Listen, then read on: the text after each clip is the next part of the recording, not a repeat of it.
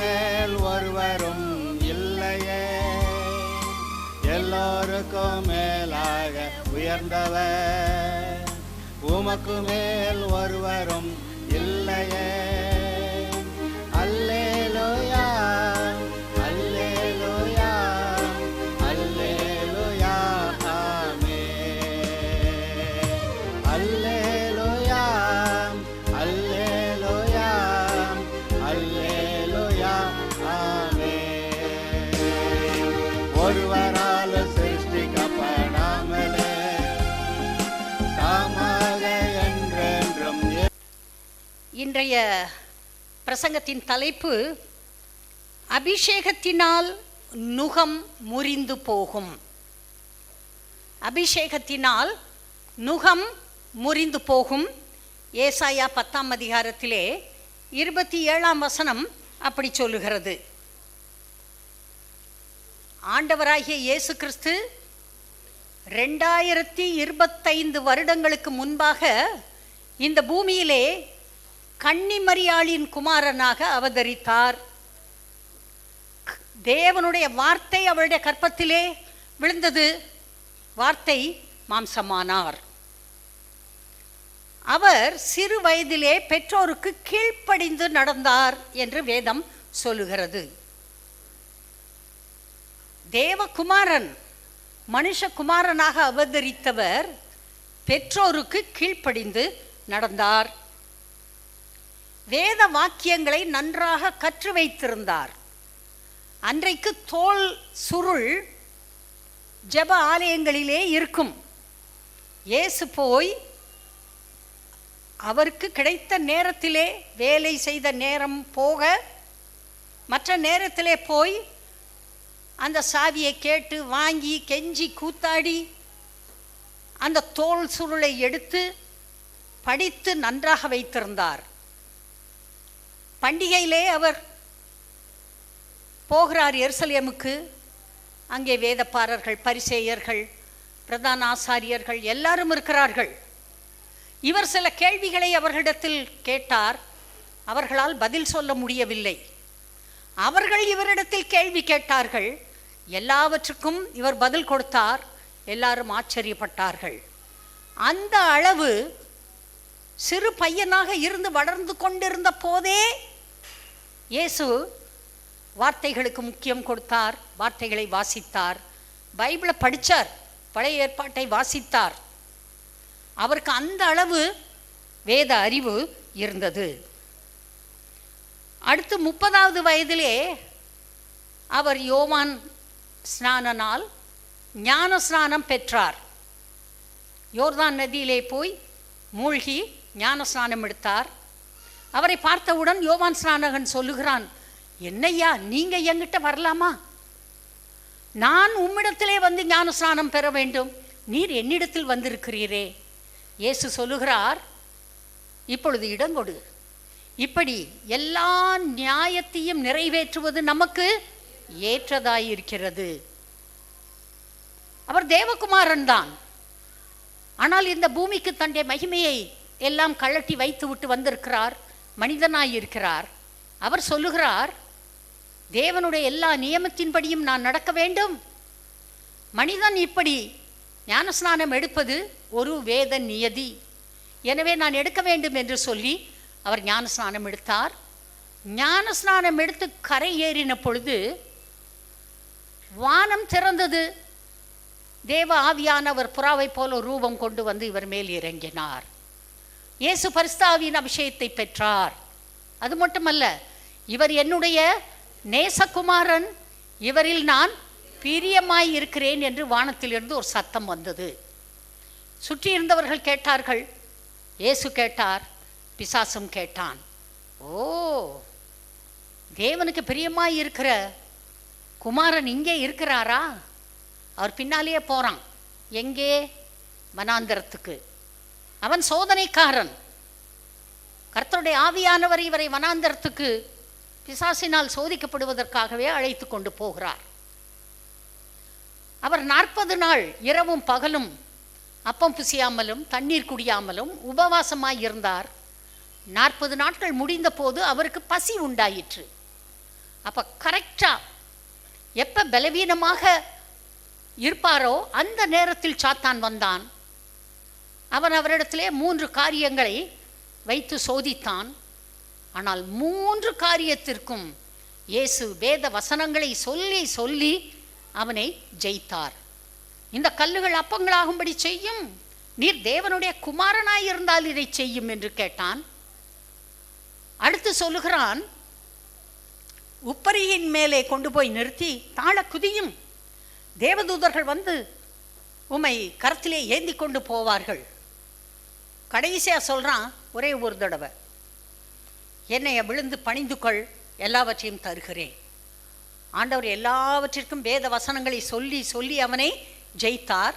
கடைசியில் ஒன்று சொன்னார், அப்பாலே போ சாத்தானே. அப்போது அவன் விலகி போனான். துரத்தலைன்னா போக மாட்டான், அங்கே தான் இருப்பான். துரத்துனா தான் போவான். அதனால தான் இயேசு கிறிஸ்து பரலோகத்துக்கு போகிறப்ப என் நாமத்திலே நீங்கள் பிசாசுகளை துரத்துங்கள்னு நமக்கு அதிகாரம் கொடுத்து போயிருக்கிறார். உங்களுக்கு இருக்கிற கண்ணீர், கவலை, பிரச்சனைகள், பாடுகள், போராட்டங்கள், வியாதிகள் எல்லாவற்றிற்கும் காரணம் பிசாசு. ஆனால் ஆண்டவர் சொல்லியிருக்காரு, துரத்து. இல்லை ஆண்டவரே நீங்கள் வந்து துரத்துங்க. ஆண்டவர் சொல்கிறார், நீ துரத்து. இல்லை ஆண்டவரே எங்கள் பாஸ்டர் அனுப்புங்க, அவர் வந்து துரத்தட்டும். இல்லை, ஆண்டவர் சொல்கிறார், நீ துரத்து. ஒவ்வொருவரும் தன் தன் பிரச்சனையை மேற்கொள்ள நீங்கள் பரிசுத்த ஆவியிலே நிறைந்திருக்க வேண்டும். நீங்கள் வார்த்தையை பேச வேண்டும், நீங்கள் துரத்த வேண்டும். அப்போது மட்டும்தான் அவன் போவான். அடுத்தவர்களை நம்பி இருக்கிற காலம் இது அல்ல. எல்லாவற்றையும் இயேசு செய்து முடித்துவிட்டு வல்லமையும் அதிகாரத்தையும் உங்களுக்கு கொடுத்து போயிருக்கிறார். அவர் பரிசுத்தாவின் அபிஷேகத்தை உங்களுக்காக பரலோகத்திலிருந்து இறக்கி விட்டிருக்கிறார். அபிஷேகத்திலே நிறைந்து கொள்ள வேண்டியது உங்கள் பொறுப்பு. அடுத்தது, இயேசு கிறிஸ்து பிசாசினால் சோதிக்கப்பட்டு தன்னுடைய ஊழியத்தை செய்ய வருகிறார். அப்போது பிசாசு அவரை விட்டு விலகி போனான். வேதம் அப்படி சொல்லுவது. துரத்துனா விலகி போயிடுவான், துரத்தலைன்னா அங்கே தான் உட்காந்துருப்பான்.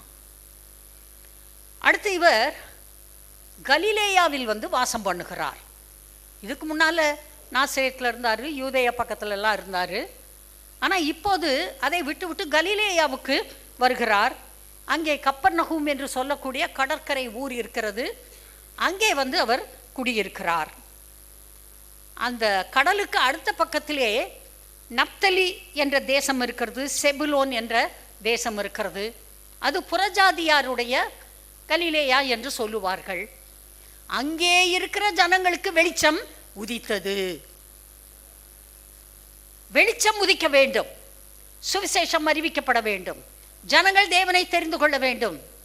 அதற்காக இயேசு எல்லாவற்றையும் திட்டம் போட்டு சரியாக அவர் தன்னுடைய வாழ்க்கையை நடத்துகிறார். மரண இருளில் இருக்கிற ஜனங்களுக்கு உதித்தது. அது முதல் அவர் என்ன பிரசங்கம் பண்ணார் தெரியுமா? மனம் திரும்புங்கள், பரலோக ராஜ்யம் சமீபமாய் இருக்கிறது.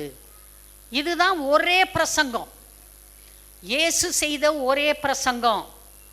மனம் திரும்புங்கள், பரலோக ராஜ்யம் சமீபமாய் இருக்கிறது. இந்த பிரசங்கத்தை விவரிக்கிறதற்காக அநேக காரியங்களை சொன்னார். மத்தேயு, மார்க்கு, லூக்கா, யோவான் இந்த புத்தகங்களிலே எல்லாம் எழுதப்பட்டிருக்கிறது. ஆனால் இதுதான் சென்டர். இந்த ஒரு வார்த்தையை மனுக்குலத்திற்கு கொடுப்பதற்காக தான் அவர் இந்த பூமியிலே அவதரித்தார். மனம் திரும்புங்கள். முதல்ல மனிதன் செய்ய வேண்டியது மனம் திரும்புதல். பாவத்தை விட்டு மனம் திரும்ப வேண்டும், அக்கிரமத்தை விட்டு மனம் திரும்ப வேண்டும். பாவத்தினாலும் அக்கிரமங்களினாலும் மரித்து போயிருந்த உங்களை அவர் உயிர்ப்பித்தார். கர்த்தர் அதுக்கு தான் வந்தார். ஒருவேளை வியாதி சோகமாக இருக்கலாம், தரித்திரம் போயிருக்கலாம், ஏதோ கோர்ட் கேஸ் ஜெயிச்சிருக்கலாம். அந்த மாதிரிலாம் கொசுறு. இயேசுவை ஏற்றுக்கொண்டபடினால் சின்ன சின்ன அந்த மாதிரி காரியங்கள் நடக்கிறது, நல்லது, நடக்கட்டும். ஆனால் முதலாவது மனம் திரும்புதல். மனம் திரும்புதல் இல்லாவிட்டால் பரலோகத்துக்கு போகவே முடியாது. எத்தனை நாள் எந்த சர்ச்சில் வந்து உட்காந்துருந்தாலும் மனம் திரும்புதல் இல்லாவிட்டால் பரலோக ராஜ்யத்திற்கு போகவே முடியாது. கர்த்தருடைய பிள்ளைகள் மறுபடியும் பிறக்க வேண்டும், மனம் திரும்ப வேண்டும், இயேசுவை ஆண்டவராக இரட்சகராக ஏற்றுக்கொள்ள வேண்டும், அவருடைய வழியிலே தொடர்ந்து நடக்க வேண்டும், தொடர்ந்து நடக்க வேண்டும். ஆற்றுல ஒரு கால் சேத்துல ஒரு கால் அப்படி இல்லை, அடிச்சிட்டு போயிடும் வெள்ளம் வர்றப்ப. கட்டாயமாக ஒரே ஒரு வழி, மனம் திரும்பி இயேசுடைய பிள்ளையாக வாழ்வது. இயேசு இந்த பிரசங்கத்தை பண்ணுறாரு. அவர் தன்னுடைய ஊழியத்தை ஆரம்பிக்கும் போதே 12 பேரை தெரிந்தெடுக்கிறார். கடற்கரை அருகே நடந்து போய் கொண்டிருக்கிறார். அங்கே பேதுருவும் அந்திரேயாவும் அண்ணன் தம்பி இருக்கிறாங்க. இயேசு அவர்களை பார்த்து சொன்னார், என் பின்னே வாருங்கள், நான் உங்களை மனுஷரை பிடிக்கிறவர்கள் ஆக்குவேன். இயேசு தன்னுடைய 30 வயது முடிந்த பிறகு ஊழியத்தை ஆரம்பிக்கிறார். பரிசுத்தாவியின் அபிஷேகம் பெற்ற பிறகு ஊழியத்தை ஆரம்பிக்கிறார். மனம் திரும்பாமல் பரிசுத்தாவியின் அபிஷேகம் பெறாமல் ஊழியம் செய்ய முடியாது. ஏன்? பூமியிலேயே வெற்றியோடு வாழ முடியாது. கர்த்தர் அவர்களை அழைக்கிறார். உடனே அவர்கள் அவருக்கு பின் சென்றார்கள் என்று வசனம் சொல்லுகிறது. பேதுருவும் அவனுடைய சகோதரனாகிய அந்திரேயாவும். அடுத்து இன்னும் கொஞ்சம் தூரம் நடந்து போகிறார். அங்கே செபதேயுடைய 2 குமாரர்கள் யோவானும் யாக்கோபும் இருக்கிறார்கள். அவர்கள் பார்த்து கர்த்தர் சொல்றாரு, என் பின்னே வாருங்கள். உடனே அவர்களும் அவருக்கு பின் சென்றார்கள்.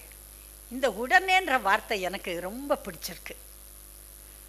ஆண்டவர் கூப்பிட்ட உடனே அவருக்கு பின் செல்வது எத்தனை பேருக்கு சந்தோஷம்? யா, சந்தோஷம். உடனே போவது, உடனே கீழ்ப்படிவது, உடனடியாக.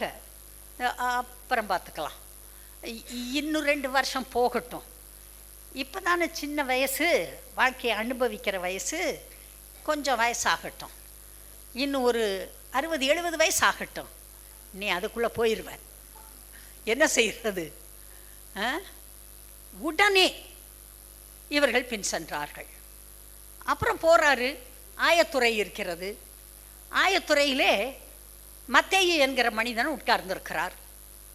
அவர் யாருனாக்கா அதான் வரி வசூலிப்பவர். மோசமான வேலை. அன்னைக்கு போகிறவங்க வர்றவங்க எல்லாரும் இவங்களை திட்டுவாங்க, சகையை திட்டின மாதிரி.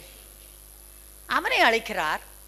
அவன் உடனே அவனை சுற்றி இருந்த பரிசுத்தவான்கள் அங்கே உட்காந்துருப்பாங்க, பாவிகள் அவங்க இவங்க போகிறவங்க வர்றவங்க எல்லாரும் கூப்பிட்டு உங்கள் வீட்டில் உட்கார வச்சு ஒரு பெரிய விருந்து வைக்கிறான். விருந்து வச்சுட்டு இயேசுநாதர் பின்னால் போயிடுறான்.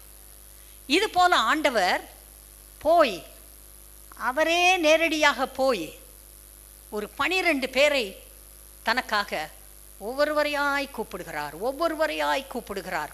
கூப்பிட்டு தன்னோடு கூட வைத்து கொண்டார். இவர்கள் யார்? இவர்கள் எல்லாரும் கலிலேயர்கள். அந்த நாட்களில் கலிலேயர்கள்னால் கொஞ்சம் சிரிப்பாங்க எல்லாரும். ஏன்னா அவர்களுக்கு படிப்பறிவு இல்லை, பாமர ஜனங்கள், ஒரு நாகரிகம்லாம் ரொம்ப இருக்காது. யூதேயாவில் இருப்பவர்கள் கற்று தேர்ந்தவர்கள். இவர்களால் இவர்களுடைய மொழியாகிய எபிரேயு பாஷையை ஒழுங்காக பேச தெரியாது, கொச்சையாக பேசுவார்கள். அதற்கு பேரே அரமேயிக் மொழி என்று ஒரு மொழியாக மாறிவிட்டது. அப்படி கொச்சையாக பேசக்கூடியவர்கள் இந்த கலிலேயர்கள். இவர்களை, சாதாரணப்பட்ட மக்களை அவர் அழைத்தார். இவர்கள் எல்லாரும் அன்றாடங்காட்சி, வேலைக்கு போகணும், வேலைக்கு போனாதான் சாப்பாடு, இல்லாவிட்டால் சாப்பாடு கிடையாது. இவர்கள் எல்லாருமே பெரிதாக பாராட்டப்படாதவர்கள். இவங்க போய் அங்கே நின்னா கொஞ்சம் தள்ளி நிற்பா, வாசம் வாடை அடிக்குது அப்படி சொல்லிடுவாங்க. யாரும் பாராட்டப்படாதவர்கள், குடும்பஸ்தர்கள். எல்லாருக்கும் மனைவி இருக்குது, மாமியார் மாமனார், குடும்ப பிள்ளை குட்டி எல்லாம் இருக்குது. எல்லாரையும் கவனிக்க வேண்டிய பொறுப்புள்ளே இருக்கக்கூடியவர்கள். ஒரு சில நாட்கள் வேலைக்கு போகாவிட்டால் இவர்களால் தாக்கு பிடிக்கவே முடியாது. அந்த அளவுக்கு தான் இவர்களுடைய பொருளாதாரம் அன்றைக்கு இருந்தது. ஒவ்வொருவருக்கும் ஒவ்வொரு மாதிரி குணம். இந்த 12 பேரும், ஒருத்தன் அவிசுவாசி, ஒருத்தன் நம்ப மாட்டான், தொட்டு பார்க்கணும், கையை உள்ளே போடணும்னு சொல்லுவான். இன்னொருத்தன் அதிகமாக துள்ளுவான், பேசிக்கிட்டே இருப்பான், எங்கே போடுறீரோ நானும் வர்றேன்பான், அப்புறமேல் காட்டி கொடுத்துருவான். இந்த மாதிரி ஒவ்வொருவரும் வித்தியாசமான குணமுள்ளவர்கள். ஒருத்தன் சந்தேகப்பட்டான் பார்த்தீங்களா, அவனை கொண்டு வந்து இந்தியாவுக்கு அனுப்பி விட்டுட்டார். தோமா, டவுட்டிங் தாமஸ் அவனுக்கு பேரே. இப்படி ஒவ்வொருவரும் ஒவ்வொரு சுபாவம் உள்ளவர்கள். இவங்களை எப்படி ஒன்று சேர்க்கறது? அதனால தான் யோவான் புஸ்தகத்தில் பார்த்தீங்கன்னா இயேசுநாதர் ஜெபம் பண்ணுறாரு, பிதாவே நீரும் நானும் ஒன்றாயிருப்பது போல நான் அங்கே வந்ததற்கு பிறகு இவர்கள் எல்லாரும் ஒன்றாயிருக்க வேண்டும். அடிச்சுக்கிட்டு இவங்க பிரிஞ்சு போயிடக்கூடாது ஆண்டவரே. இயேசுநாதர் ஜெபம் பண்ணாரா? ஏன்னா எல்லாம் சண்டை போடுறவன், அடி தடி எல்லாம் பிரிஞ்சு ஓடி போயிடுவானுங்க, அப்படி ஆட்கள். இவர் இப்படிப்பட்ட மனிதர்களை பிடிக்கிறார். இவங்களுக்கு ஜெபம் கூட ஒழுங்காக பண்ண தெரியாதுங்க. இயேசுநாதர்கிட்ட போய் அவர் சொல்லி கொடுக்குறாரு அவருடைய சீஷர்களுக்கு, எங்களுக்கும் சொல்லி கொடுங்க, எப்படி ஜெபம் பண்ணணும்னு எங்களுக்கு தெரியலை. ஜெபம் பண்ணக்கூட சரியாக தெரியாதவர்கள், பெரிய விசுவாசிகள் என்று சொல்லிக்கொள்ள முடியாது. ஒருத்தன் தான் மகனுக்காக ஜெபம் பண்ண வந்துட்டு இயேசுநாதர்கிட்ட சொல்கிறான், நான் கொண்டு வந்தேன், உம்முடைய சீஷர்களால் இந்த பிசாசை துரத்தி விட முடியவில்லை. ஆண்டவர் அவங்கள பார்த்து மெச்சிக்கிட்டாருன்னு நினைக்கிறீங்க? ஆண்டவர் என்ன சொன்னார்? நான் எவ்வளோ நாள் உங்கள் கூட இருப்பேன், அவிசுவாசம் உள்ள பொல்லாத சந்ததியாக இருக்கிறீங்களே. படகு ஆடுது, கப்பல் படகு கவலை போகுது, உங்க எல்லாம் ஐயோ குறே முறேன்னு கத்துறான். என்ன ஆண்டவரை தூங்கிக்கிட்டு இருக்கீங்க, நாங்கள்லாம் அமிழ போகிறோமே. ஆண்டவர் மெச்சிக்கிட்டாரா அவங்கள? அதெல்லாம் கிடையாது. சரியான விசுவாசம் இல்லாதவர்களாய் இவர்கள் இருக்கிறார்கள். என்ன செய்யணும், எப்படி செய்யணும், இப்படி புரியாத ஆட்கள். இவர்களை 1 மாதம் இல்லைங்க, 2 மாதம் இல்லை, 3.5 வருடம் கட்டி சுமந்தார். இவர்கள் அன்றாட காட்சிகள். அந்த குடும்பத்துக்கு சாப்பாடு வேணும்ல, ஆண்டவர் தான் கொடுத்தாரு, ஃபெலோஷிப். அப்புறம் எப்படி குடும்பத்தில் இருக்க மனைவி பிள்ளைங்க சாப்பிட்ருப்பாங்கன்னு நினைக்கிறீங்க? அவர்கள் எல்லாருடைய தேவைகளையும் இயேசு சந்தித்தார். அவருக்கு பின்னால் வந்து அவருடைய வேலையை செய்ய வந்து விட்டு அவரோடு கூட இருந்து விட்டு ஒருத்தர் பட்னியாக இருக்க கர்த்தர் ஒரு நாளும் அனுமதிக்க மாட்டார். ஆனால் அவர்கள் எப்போதும் அவரோடு இருந்து அவர் சொல்வதை கேட்டார்கள், அவர் செய்ததை பார்த்தார்கள், என்னவெல்லாம் இயேசு செய்தார் என்பதை கவனித்து கொண்டே இருந்தார்கள். கீழ்ப்படுகிற ஒரு இருதயம் அவர்களுக்கு இருந்தது. திறமை இல்லை, திறமை இல்லாட்டி பரவாயில்ல, கர்த்தரோடு இருந்தால் போதும். அவருக்கு திறமை இருக்கிறது, அவர் எல்லாவற்றையும் கவனித்துக் கொள்வார். அவர்களுடைய பயத்தை நீக்க, அவிசுவாசத்தை நீக்க, சந்தேகங்களை நீக்க, எல்லாவற்றிற்கும் ஆண்டவர் அவர்களோடு இருந்தார். 3.5 வருடம் ட்ரைனிங் அவர் கொடுக்கிறார். இவங்களை எல்லாம் செய்ய வைக்கிறாரு. அதுக்கு முன்னால் அவர் என்ன சொல்றாரு? நீங்கள் என் பின்னே வாருங்கள், உங்களை மனுஷரை பிடிக்கிறவர்கள் ஆக்குவேன்னு சொன்னார். சொல்லிட்டு பாருங்க, அவர் எடுக்கலாம். மத்தேயு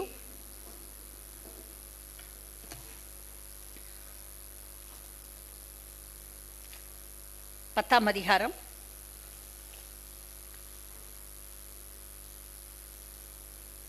5வது வசனத்திலிருந்து. இந்த 12 இயேசு அனுப்புகையில் அவர்களுக்கு கட்டளையிட்டு சொன்னது என்னவென்றால், நீங்கள் புறஜாதியார் நாடுகளுக்கு போகாமலும் சமாரியர் பட்டணங்களில் பிரவேசியாமலும் காணாமல் போன ஆடுகளாகிய இஸ்ரவேல் வீட்டாரிடத்திற்கு போங்கள். போகையில் பரலோக ராஜ்யம் சமீபித்திருக்கிறது என்று பிரசங்கியுங்கள். வியாதியுள்ளவர்களை சொஸ்தமாக்குங்கள், குஷ்டரோகிகளை சுத்தம் பண்ணுங்கள், மரித்தோரை எழுப்புங்கள், பிசாசுகளை துரத்துங்கள், இலவசமாய் பெற்றீர்கள், இலவசமாய் கொடுங்கள். உங்கள் கச்சைகளில் பொன்னையாவது வெள்ளியையாவது செம்பையாவது வழிக்காக பையையாவது 2 அங்கிகளையாவது பாதரட்சைகளையாவது தடியையாவது தேடி வைக்க வேண்டாம். வேலையாள் தன் ஆகாரத்திற்கு பாத்திரனாய் இருக்கிறான். கர்த்தர் இவர்களை ஊழியத்துக்கு அனுப்பும் போது இந்த அதிகாரத்தை, வல்லமையை அவர்களுக்கு கொடுக்கிறார். போங்க, போய் மனம் திரும்புங்கள் என்று பிரசங்கம் பண்ணுங்க. அதற்கு பிறகு அற்புதங்கள் அடையாளங்கள் உங்களால் நடக்கட்டும். மரித்தோரை எழுப்புங்கன்னு சொல்றாரே. குஷ்டம் என்கிற ஒரு பெரு வியாதி, அந்த வியாதியஸ்தர்களை பார்த்தா கூட யாருக்கும் பிடிக்காது. அவர்கள் ஊருக்கு வெளியே தான் குடியிருக்க வேண்டும். அவர்களை சுத்தம் பண்ணுங்கள், பிசாசுகளை துரத்துங்கள். எல்லாவற்றிற்கும் கர்த்தர் வல்லமையும் அதிகாரத்தையும் இவர்களுக்கு கொடுத்தார். கொடுத்து ஊழியத்திற்கு அனுப்புகிறார். பாருங்க, அதற்கு பிறகு அதிகாரத்தில் கீழே இருக்கிற முழு சாப்டரையும் நீங்கள் உங்கள் வீட்டில் போய் வாசித்து பாருங்க. Very powerful teaching to the disciples. அவர் தெரிந்தெடுத்த அந்த 12 அப்போஸ்தலர்களுக்கும் மிகவும் அருமையான போதனைகளை அவர் கொடுத்திருக்கிறார். அது சீஷர்களுக்கு கொடுக்கப்பட்டது. அந்த வார்த்தைகளை அவர்கள் உள்வாங்கி வைத்துக் கொண்டார்கள். ஊழியத்திற்கு போகிறார்கள். அவர்கள் தெரிந்து கொள்ளப்பட்டவர்கள். அவங்கள மட்டும் அவர் தெரிந்தெடுக்கல, நிறைய பேரை தெரிந்திருக்கார், சரி. ஆனால் இந்த 12 பேரும் விசேஷமாக அவரோடு கூட இருக்க, அவரோடு கூட நடக்க, அவர் 2 பேராய் அனுப்ப, அவரோடு சாப்பிட, அவர் செய்கிற ஒவ்வொன்றையும் கண்காணிப்பதற்காக, அவரோடேயே இருப்பதற்காக, இரவும் பகலும் அவரோடு இருப்பதற்காக தெரிந்தெடுக்கப்பட்டவர்கள். அவர்கள் இருந்தார்கள், 3 வருடம் இருந்தார்கள். கடைசியில் ஆண்டவராகிய இயேசு சிலுவைக்கு போகிறார். அவர் சிலுவையிலே போய் தன்னுடைய ஜீவனை கொடுத்தாகிவிட்டது. உயிர்த்தெழுந்தார், பரலோகத்துக்கு போகிறார். இவர்கள் எப்படி இருக்கிறார்கள்? இவங்க அவருடைய வார்த்தைகளை மறந்து விட்டார்கள். அவர் உயிர்த்தெழுந்ததை நம்பவில்லை. மகதலேனா மரியாள் சொன்னதை ஏற்றுக்கொள்ளவில்லை. எம்மாவூர் சீஷர்கள் சொன்னதை ஏற்றுக்கொள்ளவில்லை. காரணம் என்ன? அவிசுவாசம். அவர்களுக்குள்ளே இன்னும் அவிசுவாசம் இருந்தது. 3 வருஷ டீச்சிங் போதலையா? அவ்வளோ நாள் பத்தாதா? இன்றைக்கும் ரட்சிக்கப்பட்டேன், 2 வருஷம் ஆச்சு, 4 வருஷம் ஆச்சு, 6 வருஷம் ஆச்சு, 10 வருஷம் ஆச்சு, இன்னும் என்னால் விசுவாசிக்க முடியலை. எத்தனை பேர் சொல்கிறாங்க? 40 வருஷம் ஆயிடுச்சு ரட்சிக்கப்பட்டு, ஊழியத்தை ஆரம்பிச்சு, ஆனால் விசுவாசிக்க முடியல, விசுவாசிக்க தெரியல. ஒரு நேரம் விசுவாசம் இருக்கு, ஒரு நேரம் விசுவாசம் இல்லை. என்ன பண்ணன்னு தெரியல. இன்றைக்கும் சொல்லுகிறவர்கள் இருக்கிறார்கள். ஆண்டவர் சொல்றாரு, எங்கேயும் போகாதீங்க, இங்கேயே இருங்க, எருசலேமில் தானே இருங்க, நான் உங்களுக்கு பரிசுத்தாவியின் அபிஷேகத்தை அனுப்புவேன். அதே போல காத்திருக்கிறார்கள் 120 பேர் மேலறையில். அப்ப வானத்திலிருந்து சடுதியாய் ஒரு முழக்கம் உண்டாகி அவர்கள் உட்கார்ந்திருந்த வீடு முழுவதையும் நிரப்பிற்று. வானத்தில் சத்தம், பூமியில் சத்தம் இல்லை. இவன் உட்காந்து கத்திட்டு கிடக்கல, வானத்திலிருந்து சத்தம். அங்கே பரிசுத்தாவியானவர் இறங்கினார். பரிசுத்தாவின் அபிஷேகத்தை பெற்றதுக்கு பிறகு பேதுரு போகிறான் ஆலயத்திற்கு, கூட யோவான் போகிறான். அங்கே ஒரு சப்பானியை உட்கார வைத்திருக்கிறார்கள். 40 வயதுக்கு மேற்பட்டவன், தாயின் வயிற்றிலிருந்து பிறந்தது முதல் சப்பானியாய் இருக்கிறவன். அவன் இவர்களை நோக்கி பார்க்கிறான், ஏதாவது கிடைக்கும் என்று. பேதுரு சொல்றான், என்னிடத்திலே வெள்ளியும் பொன்னும் இல்லை, என்னிடத்தில் இருப்பதை உனக்கு கொடுக்கிறேன், நசரேயனாகிய இயேசுவின் நாமத்தினாலே எழுந்து நட. உடனே எழுந்தான், நடந்தான், குதித்தான், தேவாலயத்திற்குள்ளே பிரவேசித்தான். இதுவரை அவன் தேவாலயத்துக்குள் போனதில்லை. ஏனால் நொண்டி, ஊனன், இது அது, அவன்லாம் ஆலயத்துக்குள்ளே போகக்கூடாதுன்னு பழைய ஏற்பாட்டில் ஒரு விதி இருந்தது. அவன் போனதே இல்லை. ஆனால் இப்பொழுது நின்று நடந்து குதித்து தேவனை துதித்து கொண்டு தேவாலயத்திற்குள்ளே போகிறான். இந்த பேதுரு செய்த பிரசங்கத்தை கேட்டார்கள். முதல் நாள்ல 3000 பேர் ரட்சிக்கப்பட்டார்கள். 3000 பேர் ஞானஸ்நானம் எடுத்தார்கள். 3000 பேர் சபையிலே சேர்க்கப்பட்டார்கள். அடுத்த அதிகாரத்தை வாசித்து பாருங்க. 5000 பேர் ரட்சிக்கப்பட்டார்கள், சபையிலே சேர்க்கப்பட்டார்கள். அடுத்து வாசித்து பாருங்க. அநேக புருஷரும் ஸ்திரீகளும் விசுவாசம் உள்ளவர்களாய் அதிகமாய் சபையிலே சேர்க்கப்பட்டார்கள். தொடர்ந்து அப்போஸ்தலர் நடபடிகள் வாசித்து பாருங்க. ஆசாரியர்களும் விசுவாசத்திற்கு கீழ்ப்படிந்து அவர்களும் சபையிலே சேர்க்கப்பட்டார்கள். வாசித்துட்டே இருங்க. அப்போஸ்தலர் நடபடிகள் வாசித்து பாருங்க. கொஞ்சம் குறைய பட்டணம் முழுவதும் அவன் சொல்வதை கேட்கும்படியாக வந்தது. பெரிய எழுப்புதல் அபிஷேகத்தை பெற்ற போது பரிஸ்தாவிலே நிறைந்தார்கள். கர்த்தர் அதை செய்தார். உடனே சுற்றி இருக்கவங்களுக்கு பொறாமை. இவங்களை எல்லாத்தையும் பிடிச்சு கொண்டு போய் ஜெயிலில் வச்சுட்டாங்க. நடுராத்திரி தேவதூதன் வர்றான், எல்லாரையும் கூப்பிட்றான், எந்திரிங்கடா எல்லாரும், நான் உங்களுக்கு பெரிய வேலை கொடுத்துருக்கேன், நீ என்ன எல்லாரும் ஜெயிலுக்குள்ளே உட்காந்துருக்க, வெளியே வா. நேராக கதவை திறந்து விட்டான். போய் தேவாலயத்தில் நின்று இந்த ஜீவ வார்த்தைகளை பிரசங்கம் பண்ணுங்கள். எல்லாம் போய் அங்கே பிரசங்கம் பண்ணிட்டு இருக்காங்க. சாவி எடுத்துக்கிட்டு வர்றான் வாட்ச்மேன் கதவை திறக்கிறதுக்கு. கூட இவங்களை ஜெயிலில் போட்டவங்கலாம் வர்றாங்க. கதவை திறந்து உள்ளே பார்த்தா ஒருவரும் இல்லை.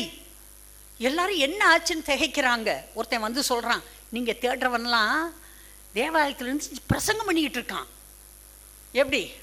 பரிஸ்தாவின் அபிஷேகம், அந்நிய பாஷை வரம், கர்த்தருக்காக காத்திருந்தார்கள். அபிஷேகத்தை பெற்ற பிறகு இப்படிப்பட்ட அற்புதங்கள் இந்த சீஷர்களால் செய்யப்பட்டது.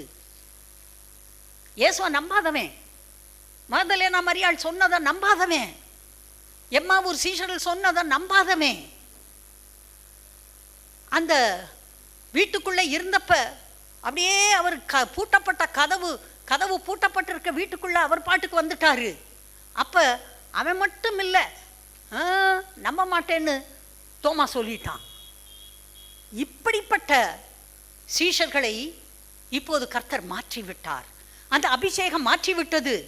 இந்த மனிதர்கள் கர்த்தர் கீழ்ப்படிந்தார்கள், பரிஸ்தாவிலே நிறைந்தார்கள்.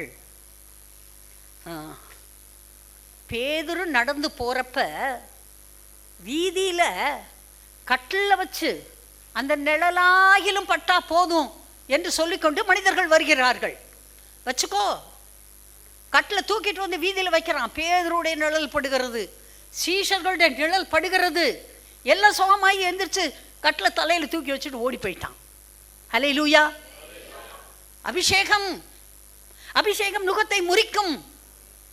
பிசாசு நுகத்தை உங்க மேல போட்டு வச்சிருக்கான். பிசாசு நுகத்தை போட்டு வச்சிருக்கான். என்ன நுகம்? சந்தேகம் என்ற நுகம், பயம் என்ற நுகம், என்னால் முடியாது என்கிற நுகம், பட்டினி என்ற நுகம், கடன் என்ற நுகம், வியாதி என்ற நுகம், போராட்டங்கள் என்ற நுகம், அதைரியம் என்ற நுகம், எல்லா விதமான நுகங்களையும் மனிதர்கள் மேல் போடுகிறான். அந்த நுகம் இருக்கும் வரை வாழ்க்கையிலே முன்னேற்றம் இருக்காது. அன்பான தேவப்பிள்ளைகளே, அந்த அபிஷேகம் நுகத்தை முறிக்கும். கர்த்தர் சொல்லியிருக்காரு. அதுக்கு தான் பரிஸ்தாவி.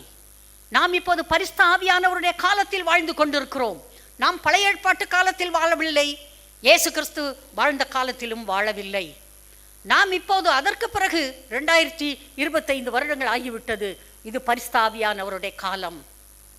உங்கள் பாஸ்டர் 365 நாள் இங்கே ஆராதனை வச்சிருக்காரு. ஒரு சிலர் வர்றாங்க. எதற்கு? பாடல் பாடி துதித்து அந்நிய பாஷை பேசுவதற்கு, பரிஸ்தாவிலே நிறைந்து கர்த்தருடைய சமூகத்திலே உட்காருவதற்கு. நிச்சயமாக கர்த்தர் இந்த ஜெபங்களுக்கு பதில் கொடுப்பார். இங்கே வந்து ஜெபிக்கிற யாரும் வீணாய் போவது இல்லை. இந்த பேதுரு, யோவான், அதற்கு பிறகு சேர்க்கப்பட்ட பவுல், இவர்களால் நடந்த அற்புதங்களை சொல்லி முடியாது. காரணம் பரிசுத்த ஆவியானவர். சொல்லலாம்.